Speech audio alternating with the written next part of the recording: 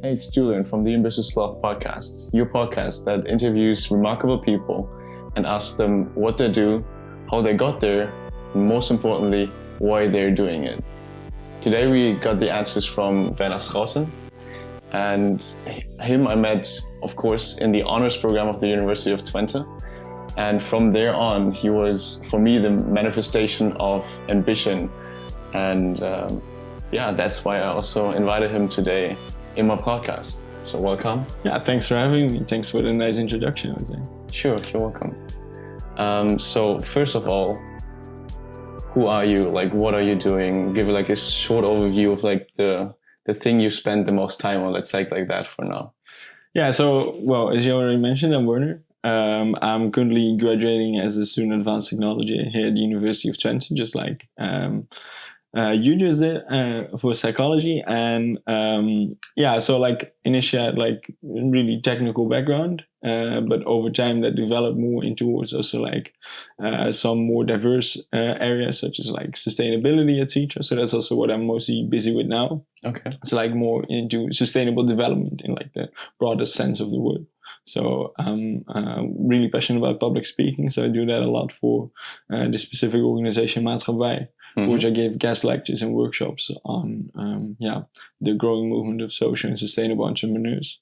And at the same time, I also, next to graduating, I run my own startup together with some other partners on sustainability as well, obviously. Yeah. And I've hosted a job platform, which connects like sustainable talents that have an ambition for sustainable career with organizations that have impactful vacancies.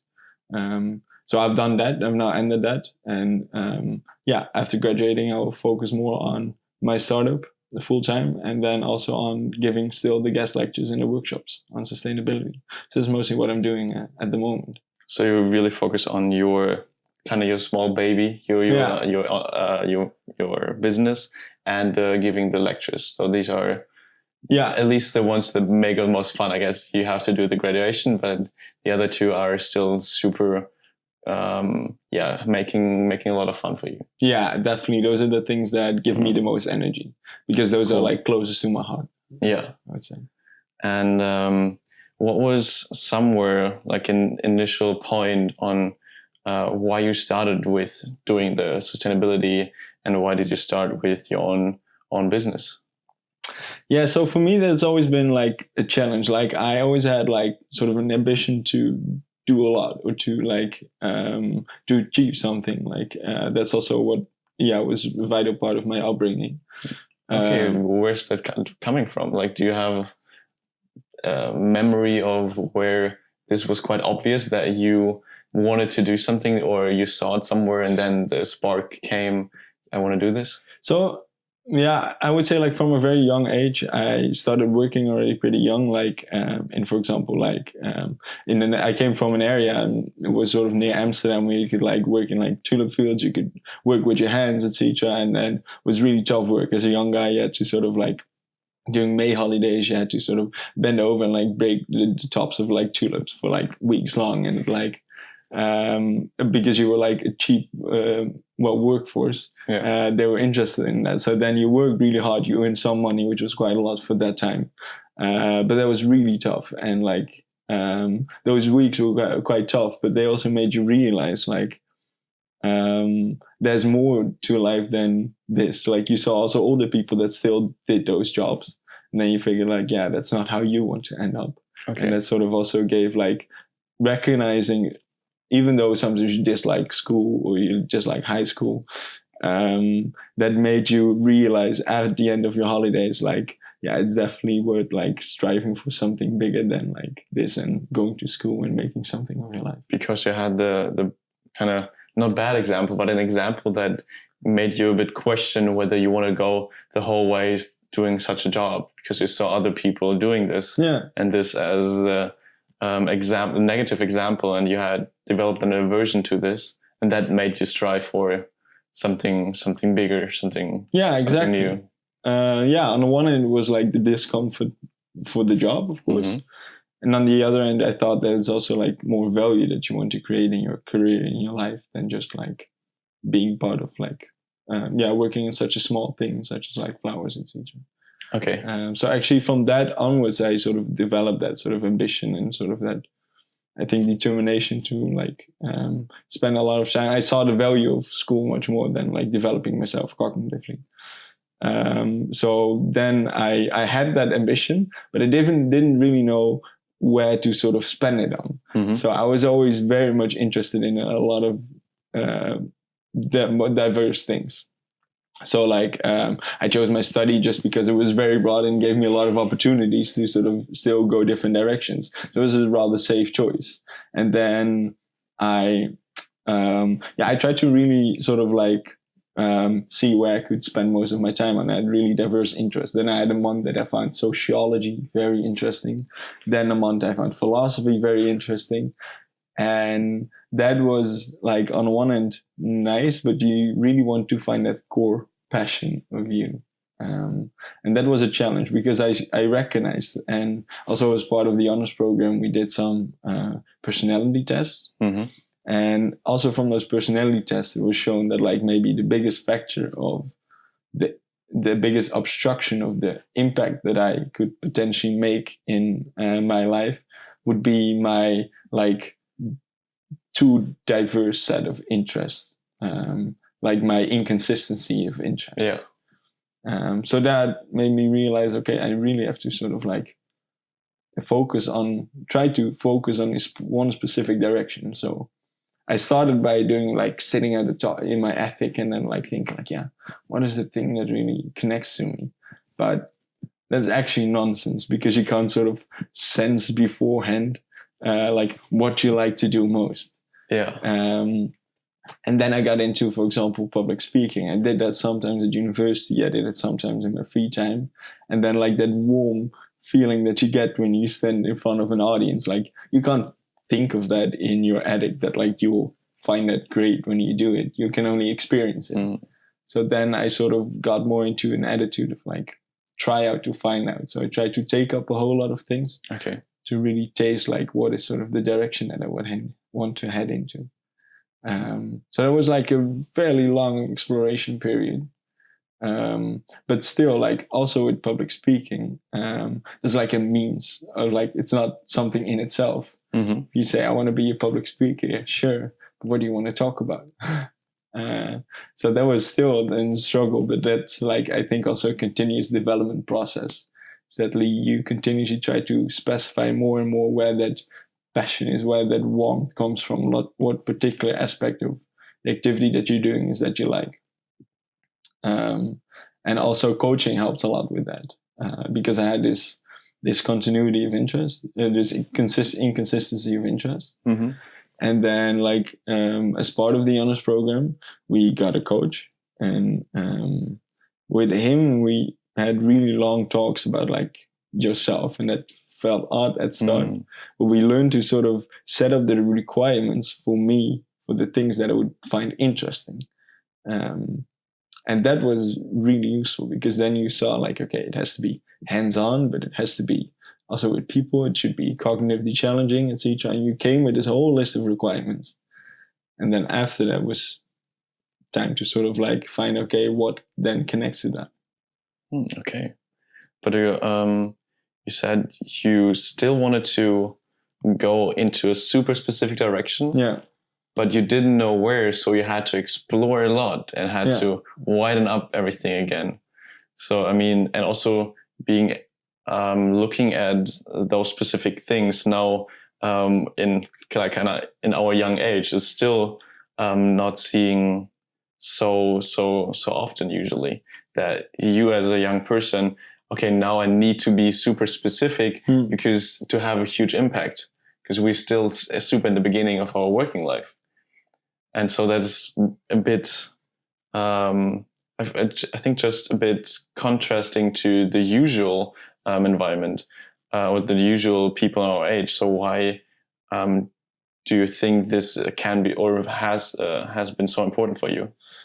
Yeah, so I think that's a good point that you bring up. I think for me, that's been mostly the case that I saw so many people that I admired as well. Mm-hmm. And they made themselves hard for like this one specific things. That's just what they were recognized for.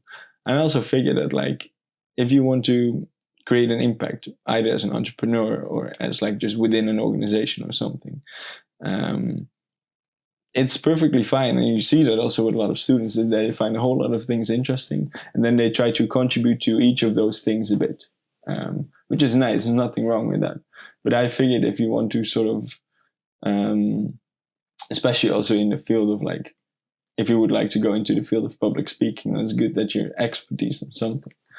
And I also figured that like it's better that you're known for one specific thing than that you're just like a generalist, because then there's so many people that can add more to the table on each of the specific topics. Mm-hmm. So already within that direction, I figured, and I saw also so many like younger people, for example, passing me by, like already focusing on being known for like this specific thing that they are doing. I was like, yeah, I really have to be consistent in my interest, and then sort of like, yeah, go for one specific direction. But that wasn't really easy, because like you still have your diverse set of interests. Yeah. And at a certain moment, I know like I was really thinking about, okay, do I want to more like the, like, because it's all part of your character. On the one hand, you're like maybe entrepreneurial, but on the other end, for example, I had a high interest in politics as well. And then those don't really meet. You could try to meet them, but it's really difficult. So you have to cut out sort of a part of like your interest in some sense. But yeah, I just chose for like the entrepreneurial side, and so far it's been quite rewarding, I would say. Yeah. So I think it's also like when things are like equally interesting, because I always had a difficulty with like choosing which direction for example, my interest. But when things are equally interesting, then it doesn't matter whether you choose left or right, as long as you fully go for that and don't regret the decision. I think that helps a lot. And then it's remarkably easy actually to sort of develop an expertise in one specific area and then become known for that, if you just like absorb a lot of information, I think. Because I think fairly few people start doing that. So then if you do that early on, I think that helps you a lot in your career.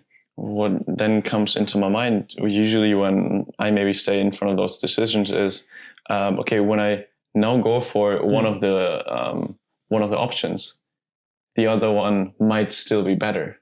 So like the I guess just the inner voice is something like, okay, but if I decide now, I cannot go back, or I cannot know whether this is actually the best option I had. Yeah.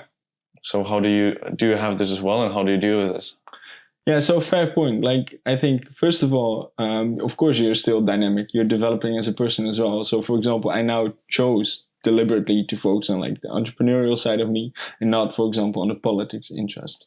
But it may very well be that in 10 years, I might like to move to politics, but then that's just fine, because like as a person, you develop as well. So it's never that the door is completely closed. Okay. But like, I think with the fear of maybe like regretting making the wrong decision is, for example, like I had this difficulty between sustainable entrepreneurship and like making an impact via politics. So what I did was, on the one hand, I really looked into like, okay, how can you build an enterprise? How can you do this? But on the other end, I really looked closely at like politicians and like what they did when they gave talks, etc. And I was like, I would really like to be there as well. When I made the decision, I cut out that part. I just didn't really follow those politicians on Facebook or on LinkedIn anymore, etc. And then when you sort of like give less attention to it, then you also don't really know what you miss. And the thing is also like, it's been a deliberate decision. So like, you can also always come back to it. But I think the most important thing is, for me, they were like almost equally interesting. And then like, as long as you just like don't regret the decision, I think then you're happier with your decision. And as long as you don't sort of, it's all hypothetical. So like, sort of like, I try to not to be like worried about that much, but just like have this sole focus on this one direction. And maybe along the way, like this other direction comes by again, and you might choose to switch tracks, but you can live with that. because usually when I think about this, it appears to be a definite decision rather than a decision for a certain lifetime or a certain time span. So I think that's quite an important point, that when you decide for something, even if you want to go in one direction, it is not the ultimate thing. True. So rather, okay, I decide now for it to really find out whether this is my true passion, whether this is what I want to do. And then you can still, like, when you figure out, okay, something else is still might be interesting, more interesting, that you can still change or adjust. Yeah. So like, I think on one end, there should be a certain acceptance that there's like an inherent uncertainty to the decision that you make. That's just like the struggle as well as also with choosing a bachelor's or a master's. There's an inherent uncertainty of whether it's actually the thing that you like it. But also I think the fact that you have the two options means that for both of them, there's like some aspect that you are deeply passionate about. And I think over time, the more I now get into being entrepreneurial, focusing like on this growing movement of like bottom-up initiatives that try to make the society a bit more social, sustainable.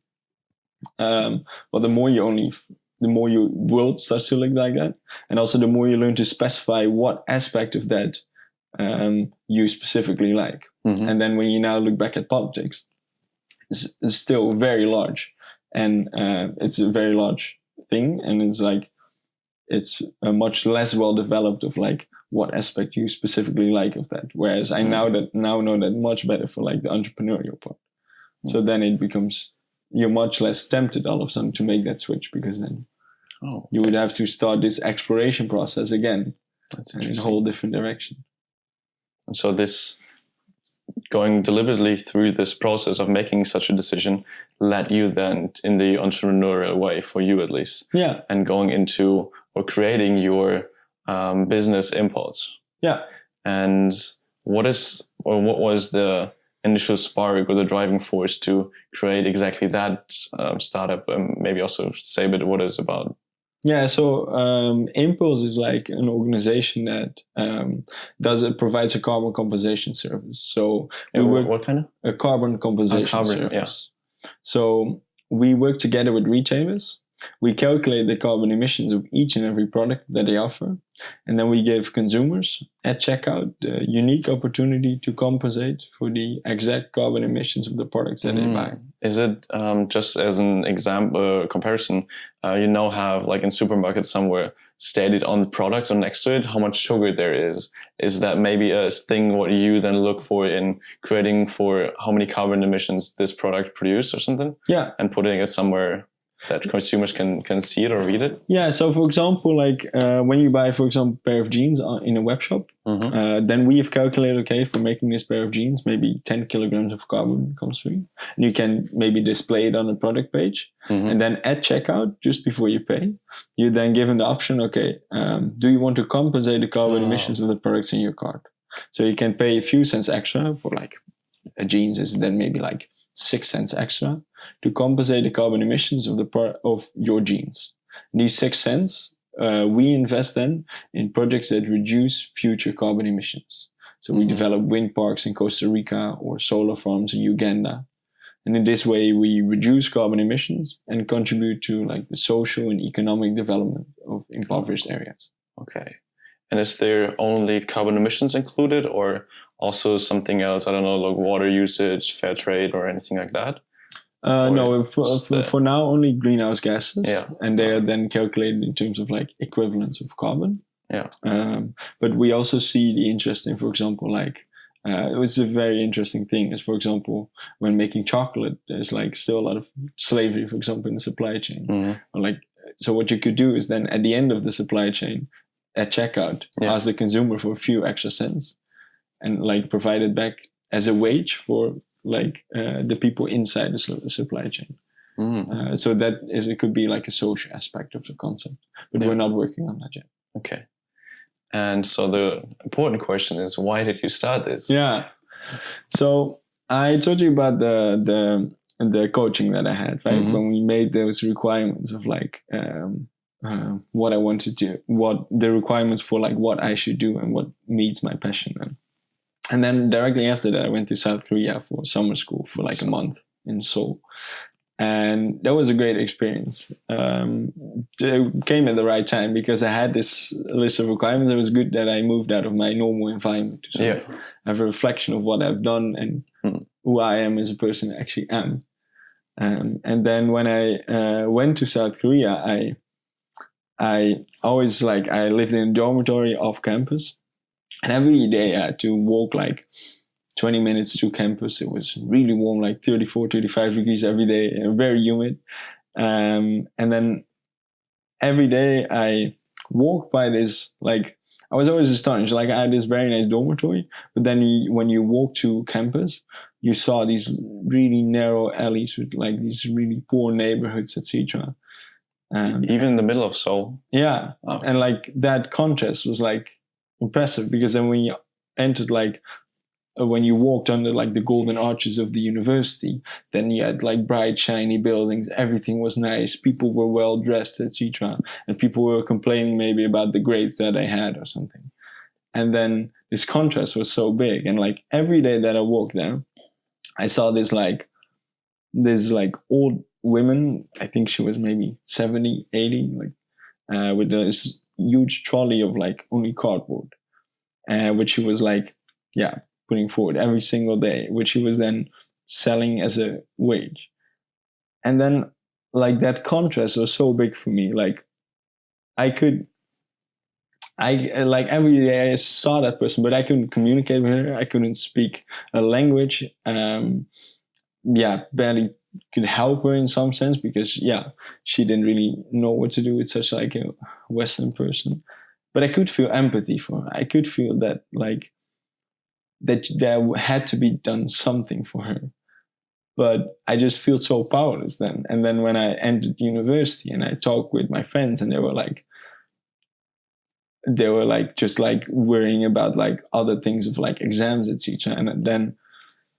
And then I figured how can it be justified that because the contrast was so big. 2 steps out of university, out of CU, you see this really poor and struggling for getting a wage, and then in university people are busy with whole other things that are much less relevant.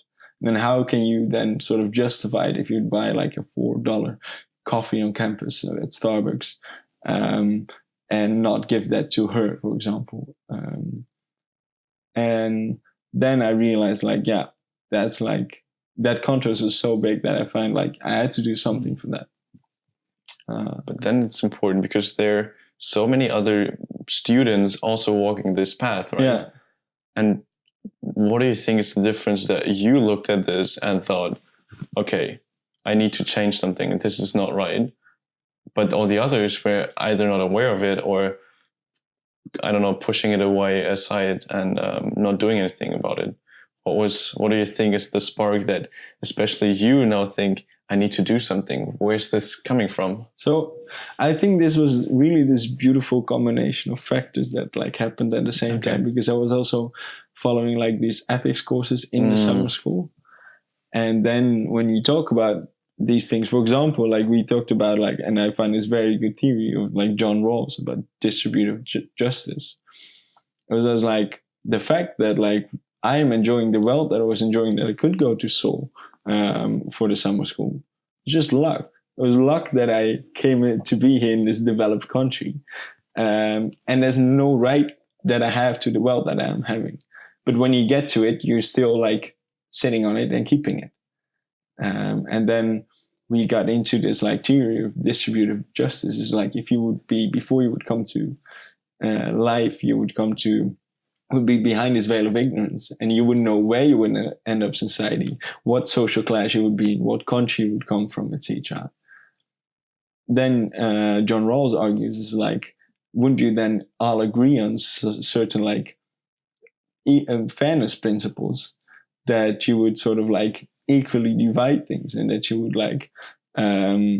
differences can exist, but only depending on the value that you create in society, and not necessarily to moral arbitrary factors such as the place where you grow up, etc. So kind of the equality of opportunity given. Exactly. And that you're rewarded for the value that you contribute to society. Yeah. And that in combination with like seeing that gives you like, yeah, that's actually so unjust. And like also like then such an ethics course makes you think about like the basic values that you hold in society. Yeah. And then it's completely ridiculous sometimes that you come to certain things that you think like, how can we sort of accept that? How can we see this as normal? And I was really astonished by that when I saw that. And just emotionally touched. And I think that is the core of what is needed for an enterprise as well, or for a passion, is that like, and that's what I really strongly felt when I saw that women, is that like this combination of frustration and optimism. On the one hand, you have this frustration that like you do not accept how society works right now, but you're optimistic because you know that you can improve it in some way, that you have the power to improve it, because you have resources, you have time, you can do something. And I think that combination gives a really strong sort of motivator power to. Okay. So you have the optimism that you can make an impact on this due to your, I guess, knowledge, to your resources and stuff like that. But a lot of people here in our environment have that. Why do you think they don't have the urge to also do something about it, even though they know about it and think it's not right?